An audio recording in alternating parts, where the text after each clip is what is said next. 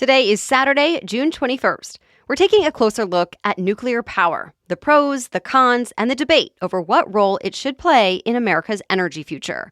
President Trump recently signed an executive order to loosen regulations with the goal of building more nuclear power plants across the country. Some say it's our best hope for fighting climate change, clean, efficient, and reliable. But critics warn of serious safety risks, from meltdowns to nuclear waste to potential cyber attacks. So today, we're hearing both sides. Later, Edwin Lyman, Director of Nuclear Power Safety at the Union of Concerned Scientists, explains why he's raising red flags.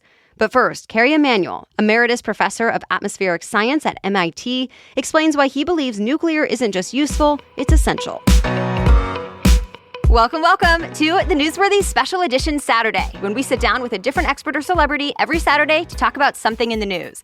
Don't forget to tune in every Monday through Friday for our regular episodes, when we provide all the day's news in just 10 minutes. It's fast, fair, fun, and on the go. I'm Erica Mandy. It's time for today's Special Edition Saturday. You ready? Let's do this. Kerry Emanuel, thank you so much for joining us here on the Newsworthy. Nice to be with you. So I know you've said that nuclear power is essential for tackling climate change, saying that renewables alone will not suffice. So what convinced you it was necessary that nuclear be part of the energy mix? The problem with renewables is that they're intermittent, and the sun doesn't shine all the time, the wind doesn't blow all the time.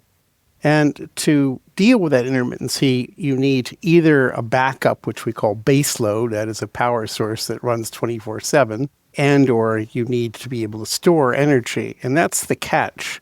Today, battery storage, which is still the most efficient storage, unless you happen to have a reservoir with a dam handy, is just too expensive to go 100% renewable. So most of the energy experts I speak with say the most intelligent and economical mix is between some sort of baseload power source and renewables. Renewables should constitute maybe 40 to 60% of the grid. So you're not saying that nuclear needs to be the main source of energy? No, it doesn't have to be the main source, but it has to be an important source. One of the examples I like to point to, and there are several, two of them would be Sweden and France, who decarbonized all of their electricity many decades ago. And when they did that, they were not worried particularly about climate change. It was energy security. And they did that by combinations of hydropower and nuclear power. And to this day, places like Sweden and France, again, are almost 100% off of carbon for their electrical generation. In discussing how important nuclear power is to this mix of what many people call clean energy or low carbon energy, how do you feel about the recent orders to lower the amount of regulation needed in the U.S. in order to enable more nuclear power plants to be used and built? I would say for sure that the main thing that's been inhibiting the development of nuclear power in the United States has been unwise regulation. I don't like to talk in terms of too much or too little. The question is whether it's wise or not. The safest power source, by far, of any we've ever considered is no power at all, and that's where we've been slowly migrating. So yes, regulation for sure has made nuclear power much more expensive than it really ought to be. The steps that are being taken under this administration, I'm not familiar enough to know whether it's wise deregulation or it's just a chainsaw job. I just don't know. Can you elaborate a little bit more about wise regulation? I mean, because critics will say lowering regulation is dangerous, and regardless, they point to places like Chernobyl or Fukushima. So what's your response to those concerns? There's all kinds of different levels of risk aversion, but there is a way to look at that, which is that nuclear power should be at least as safe as the other sources. But you can make things too safe. And what do I mean by that? What I mean is if you make them very safe, you're also going to make them very expensive. If you make it so expensive that it drives people to using alternatives, which are more dangerous, then something's gone wrong. And we have done that with nuclear power for sure. Let me just say that today, 8.7 million people around the planet die prematurely from inhalation of particulates from fossil fuel combustion. That's 3 Chernobyl death tolls per day. So we traded something which was in fact very safe for something that was dangerous. What about Fukushima, which was triggered from an earthquake? So this is a very interesting illustration of the psychology behind the anti-nuclear feelings. That earthquake and tsunami killed about 22,000 Japanese people. That was a terrible event. One nuclear power plant failed, Fukushima. It didn't kill anyone from radiation. Well, actually, there's controversy. There might be one person who died from radiation. And that's been blown up in people's minds into this colossal accident that was very lethal. It wasn't. And if you don't believe me, look it up. There were some fatalities from falling structure, as there were all over the country, but not from radiation. Waste is another big sticking point. How should we be thinking about nuclear waste today? And do you think the fear is for good reason, or is it overblown? Because this is waste that can stick around forever, right? This is an interesting question. All energy sources produce waste, of course, and nuclear waste is interesting. The waste that comes out freshly out of a nuclear power plant is indeed very dangerous. If you were to stand next to it, you would rapidly die. But the waste contains many different elements which decay at different rates. It's the ones that decay fastest that are producing the most radiation that will kill you. After about 500 years, those really fast decaying elements are essentially gone. And after that, you would literally have to eat nuclear waste to be harmed by it.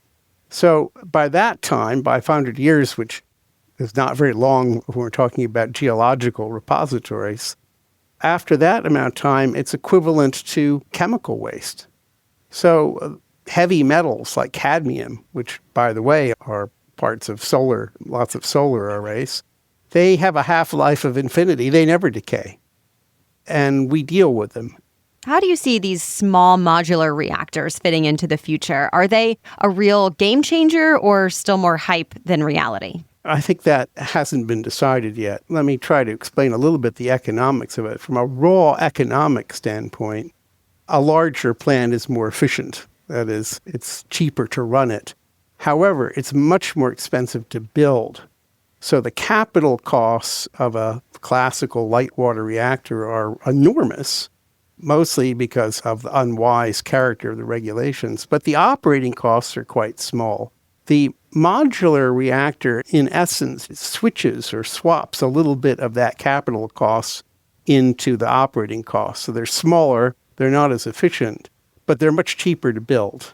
Have you thought about reports that have said China has installed these rogue communication devices into Chinese-made solar equipment used in the U.S.? And is that part of the calculus in what types of renewables we should be depending on? I don't know much about that, but since you brought up the subject of China, I would interject that China and Russia are both trying to command the future nuclear energy market. And they're putting a lot of money into new designs and into building actual plants. China, a few years ago, signed a contract with Argentina to supply them with nuclear power plants. So sitting in a Western country, the choice may not be whether you're going to have nuclear power in the future, but whose nuclear power it will be. And if we don't develop our own, maybe we'll be buying nuclear power plants from China. Are there any other misconceptions that you feel need clearing up when it comes to nuclear power? There's so many misconceptions about that. I think the mistake that was made historically, and it sounds trivial, was a marketing mistake. They should never have called it nuclear power because we also have something called nuclear war. And believe it or not, people get confused about that. So we have a real-world example. A lot of listeners will have had or know people have had an MRI.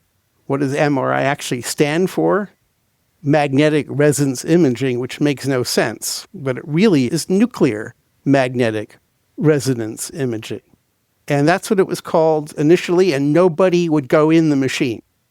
All they had to do is to drop that nuclear word from the acronym, and it became perfectly acceptable. Though critics would say having a nuclear power plant makes it easier to make the jump to a nuclear bomb based on the supplies you have to have. It depends very much on the design of the plant. And the fact of the matter is it's not all that difficult to take raw uranium that hasn't been processed for a nuclear power plant and make it enriched enough for a bomb. I mean, you can save some steps by robbing a nuclear plant of its fuel.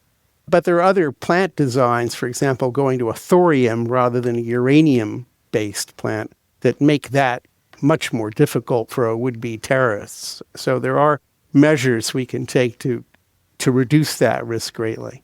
Final question. You're president of the U.S., let's pretend. Day one, what's your first move in regards to nuclear power? I would reconstitute the regulatory apparatus and make it a little bit more like the AEC, with a dual role to both promote nuclear energy and to make sure that it was safe.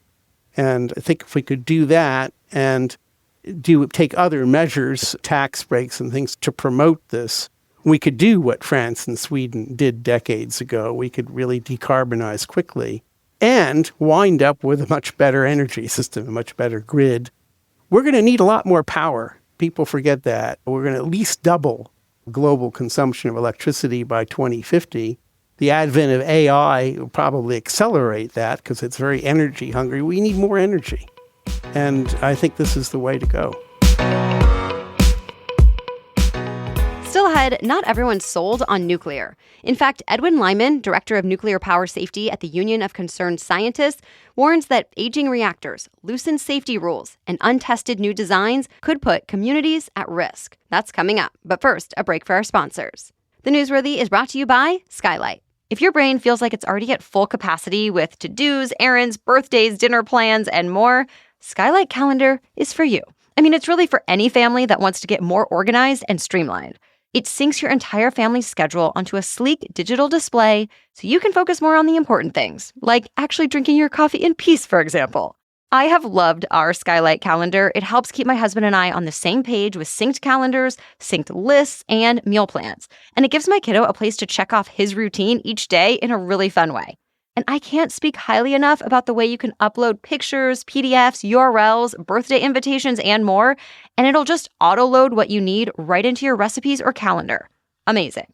And get this, if in 120 days you are not 100% thrilled with your purchase, you can just return it for a full refund, no questions asked.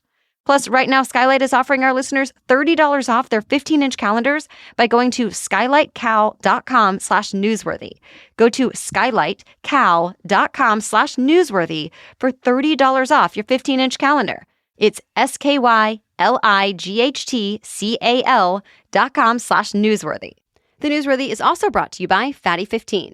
When you think about what essential fatty acid might help your health, you'll want to add C15 to your list. In fact, Fatty 15 C15 supplement has 3 times more cellular benefits than omega-3 or fish oil. Though you're not alone if you haven't heard of it.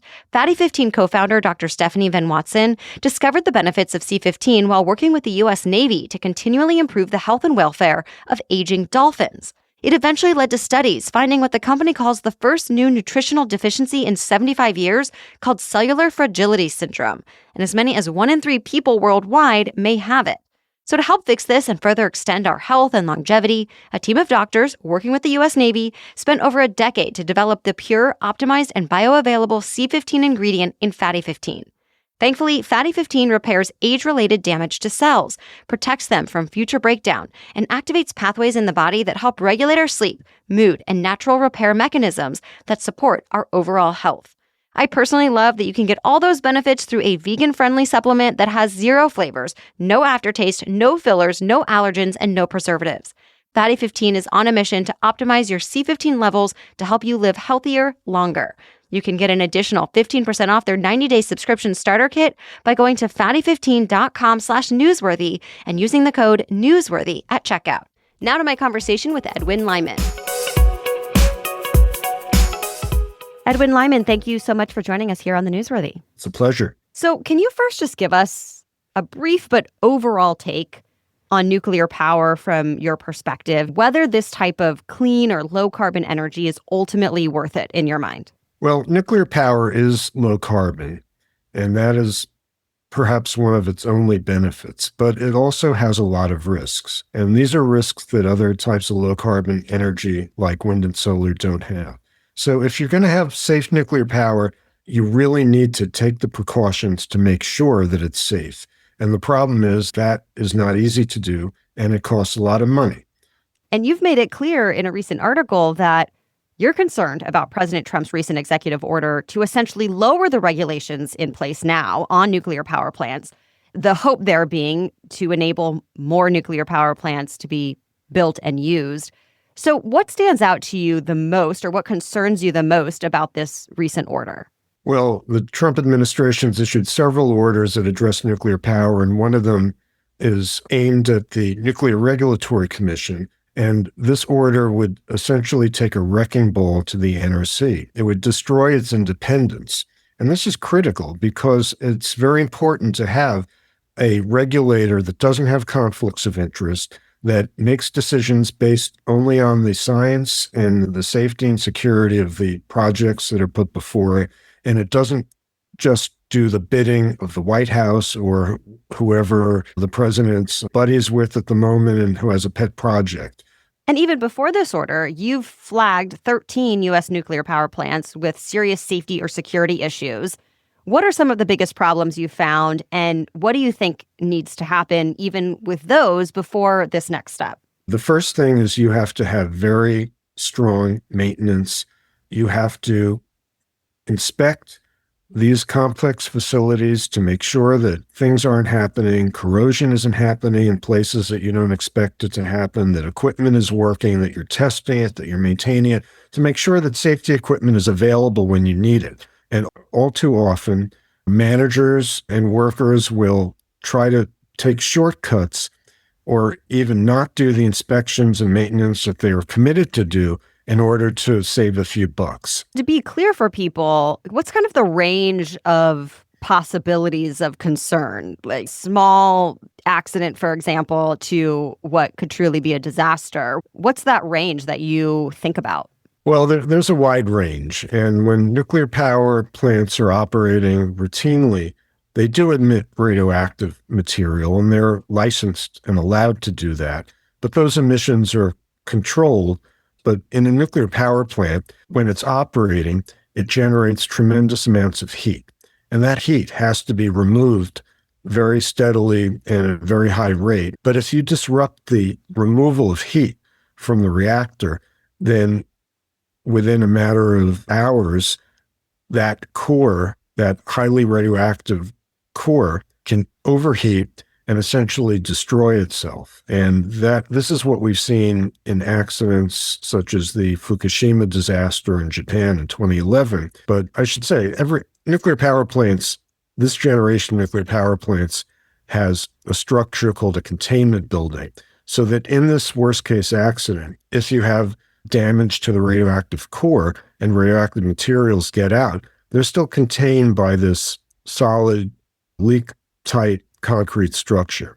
But even so, those are not invulnerable. In Japan, we saw that you can't have leakage from those containments in the worst case, but they still more or less held. Most of the radioactive material stayed within the reactors.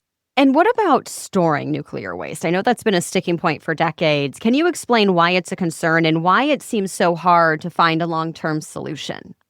Yes, well, the nuclear waste is essentially forever. When you use uranium fuel in a nuclear power plant to generate electricity, as a byproduct, you generate highly radioactive nuclear wastes that really can persist for hundreds of thousands or even millions of years. So you have to have a way to credibly contain this waste from the environment for this very long period of time over which it remains hazardous.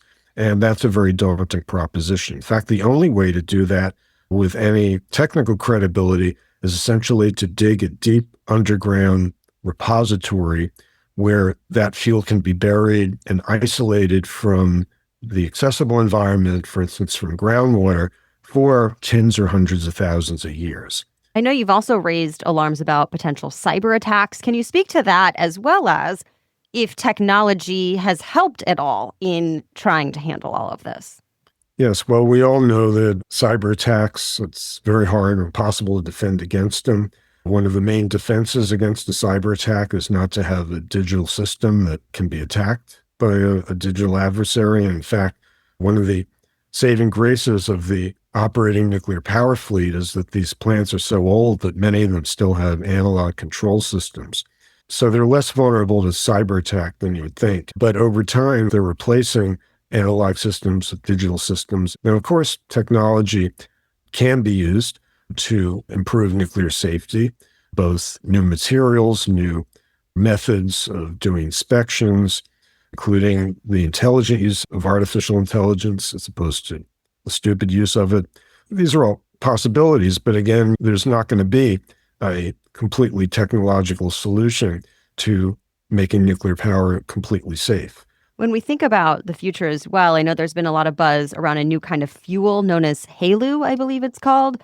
A lot of companies are also hyping up new types of reactors like small modular reactors. Can you explain some of these kind of forward-looking technologies, I guess, being potentially used in nuclear power plants and any benefits versus risks you see with those specifically? I'm afraid that a lot of this push toward doing things differently isn't necessarily based on the merits of these new types of designs, but just a messaging attempt to show that the industry is innovating, that it's doing things differently. That's the kind of change that would attract innovators, for instance, Silicon Valley investors who are always looking to disrupt the status quo. But the problem is, doing things differently doesn't necessarily mean that you're going to do them better. And in many of these cases, when you adopt a totally new nuclear power technology, you're going into uncharted waters. You have different designs, they operate differently, they have different safety and security profiles, and many of them require different fuels. And you mentioned HALEU, which is high-assay low-enriched uranium.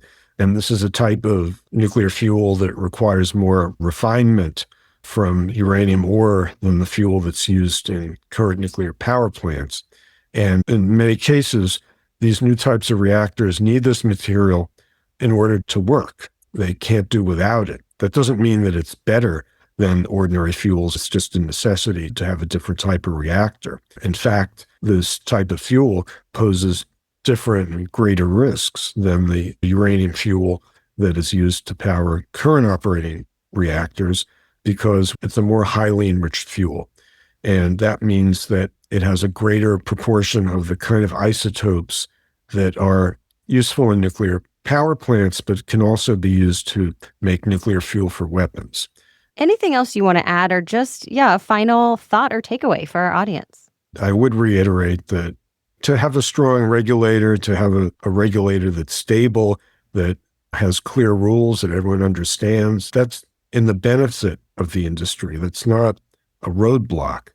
And so my sense is that many sectors of the nuclear industry are not happy with the president's executive orders. This is not the kind of help they're looking for. What they really need is kind of stable and guaranteed financial support over years or decades. And that's what is currently in flux because of these random and unpredictable budget cuts. And of course, the more established players like Westinghouse and General Electric, they've been in the business for 60, 70 years. They don't want to see a situation where all the investment they put into doing things right is undercut to allow a bunch of upstarts, kids and building nuclear reactors in their garage type of situation from getting unfair advantages because it's easier now. So it could lead to unfair competition and the elevation of bad ideas over better ideas. There's some crazy ideas out there. They want to put small modular reactors at every data center. Of course, many of these data centers are in suburban areas. And many of these reactors, you can't have something like a large, strong containment to keep that radiation from escaping if there's a case of an accident because it's just too expensive. And you can't have the same level of security. Nuclear power plants today are protected by a contingent of security officers that are there to protect the plant from being sabotaged in a way that could endanger the public. So many of the vendors are arguing we don't need any security at all for these reactors. That's just wrong and that's dangerous. A big thank you to both of our guests today. If you want to read more of Edwin Lyman's analysis, check out his recent piece on the nuclear executive orders in the Bulletin of the Atomic Scientists, or his recent analysis of the 13 nuclear plants with the most safety violations. You can also check out more of Carrie Emanuel's work at emmanuel.mit.edu. We'll link to all of it in today's episode notes on our website, thenewsworthy.com. As always, we'll be back every Monday through Friday with your regular 10-minute news roundups covering all the news of the day you need to know. So we'll be back on Monday. Until then, enjoy the rest of your weekend.